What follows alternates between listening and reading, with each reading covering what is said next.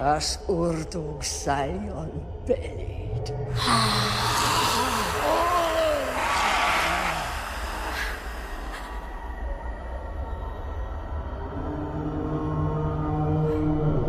Lamia.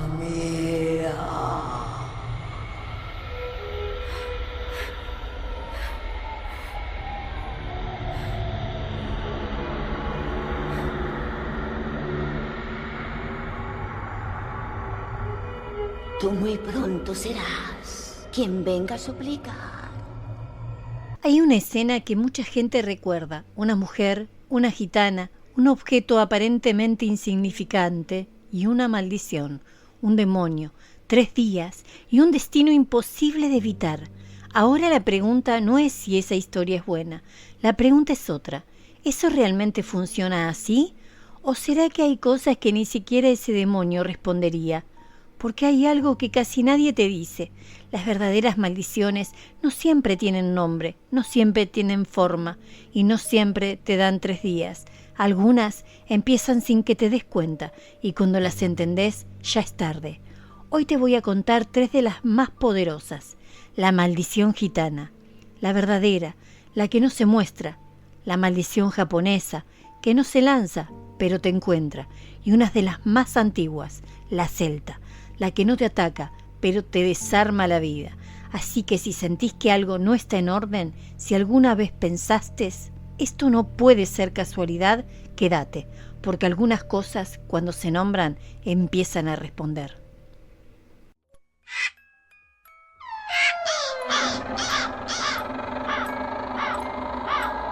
Soy Gitana Luca. La mayoría cree que una maldición gitana es una escena exagerada, una mujer gritando, un gesto teatral, una amenaza que se pierde en el aire. Pero no, las verdaderas maldiciones no necesitan espectáculo, se hacen en el silencio, porque dentro de la tradición gitana la palabra no es solo algo que se dice, es algo que se carga. Y cuando esa carga nace desde la humillación, desde la injusticia, desde el desprecio profundo, no desaparece, se fija, se adhiere y empieza a trabajar. No es un ataque inmediato, no es un rayo, no es algo que te tira al suelo en el momento, es peor, porque entra y se queda. Primero, casi no se nota. Es una sensación leve, una incomodidad difícil de explicar, como si algo en tu vida se hubiera corrido apenas unos milímetros, pero alcanza, porque a partir de ahí todo empieza a desalinearse. Pequeñas cosas, errores, malas decisiones que no parecían malas en el momento, encuentros que no tendrían que haber pasado, pérdidas que parecen casuales pero se acumulan. Y lo más inquietante es que nada parece tener una causa clara. No hay un enemigo visible, no hay un hecho puntual, solo una sensación constante de que algo no está bien.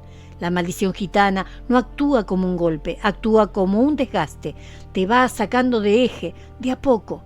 Te desconecta de tu intuición, de tu claridad, de esa voz interna que antes te guiaba, y cuando perdés eso, empezás a equivocarte, no porque seas débil, sino porque ya no estás alineado. Hay quienes describen esto como una mala suerte, pero no es suerte, es interferencia, porque en estas tradiciones no se trata de hacerte daño directo, se trata de alterar tu camino, de mover apenas las cosas lo suficiente para que seas vos mismo quien termine cayendo. Y acá es donde se vuelve más oscuro todavía, porque la mayoría de las personas que atraviesan esto no lo relacionan con una maldición, piensan que están pasando por una mala racha, por estrés, que es la vida. Y mientras buscan explicaciones racionales, el proceso sigue, se profundiza. Empieza a afectar tus relaciones, tu energía, tu forma de hablar, tu forma de mirar. Las personas cercanas lo sienten, pero no saben cómo explicarlo. Estás distinto, antes no eras así. Algo te pasa y tienen razón, pero no es algo que puedas señalar, porque la maldición no está fuera. Está mezclada y hay algo más, algo que casi nunca se dice. Muchas de estas maldiciones no se hacen por odio puro, se hacen por equilibrio. Dentro de ciertas creencias gitanas, cuando alguien humilla, desprecia o daña injustamente, no queda impune. No porque alguien busque venganza, sino porque algo tiene que compensarse. Y esa compensación no siempre es justa, a veces es desproporcionada, a veces es lenta y a veces es silenciosa, pero llega. Y no siempre la lanza cualquiera. No cualquiera puede sostener una maldición así. Se necesita intención real, dolor verdadero y una conexión con algo que no todos tienen. Por eso todas las palabras afectan, pero cuando afecta, lo sabes. Aunque no puedas explicarlo, lo más peligroso de todo esto es que no hay un momento claro donde empieza, ni un momento claro donde termina. No hay 3 días, no hay advertencia, no hay un demonio que se presente, solo una vida que empieza a torcerse. Y cuanto más tiempo pasa, más difícil es de volver, porque no es algo que te ataca desde afuera, es algo que te desordena desde adentro. Y cuando llegas a ese punto, ya no estás luchando contra algo, estás tratando de recuperarte a vos mismo. Y hay algo que quiero dejarte en claro: una gitana real no maldice por capricho. No lo hace porque no le diste una moneda o no lo hace para llamar la atención, y mucho menos necesita gritarlo. Las verdaderas prácticas no se muestran, se guardan, se sostienen en silencio, porque cuando algo es real no necesita mostrarse. Por eso, no todo lo que parece es, y no todas las personas que dicen tener poder lo tienen. A veces los más ruidosos es justamente lo más vacío, y lo más peligroso ni siquiera se anuncia. Porque si pensás que esto era oscuro, lo que viene no se lanza, no se dice, no se pide, se queda. En Japón existe una creencia antigua, mucho más antigua que cualquier historia moderna.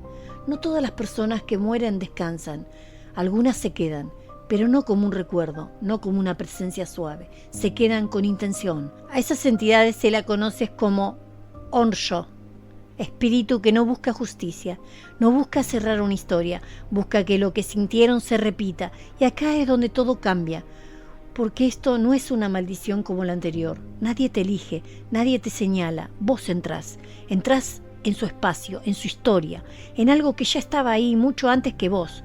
Puede ser un lugar, una casa, donde algo pasó y nunca se habló, un pasillo, una habitación, un rincón donde el aire se siente distinto, pero no sabes el por qué. O puede ser un objeto, algo viejo, algo que alguien tuvo y nunca soltó del todo.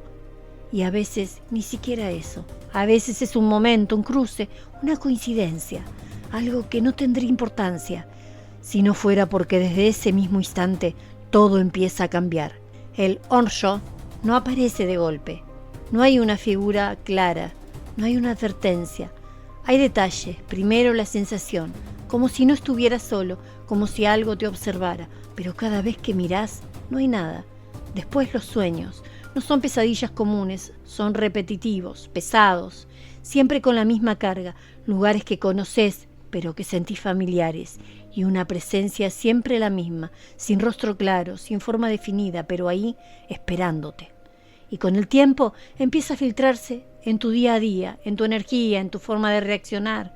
Te vuelves más irritable, más distante, más desconectado, no porque quieras, sino porque algo está ocupando ese espacio. Y lo más inquietante de todo esto es que no te está atacando, te está acercando, te está llevando poco a poco al mismo estado en el que quedó.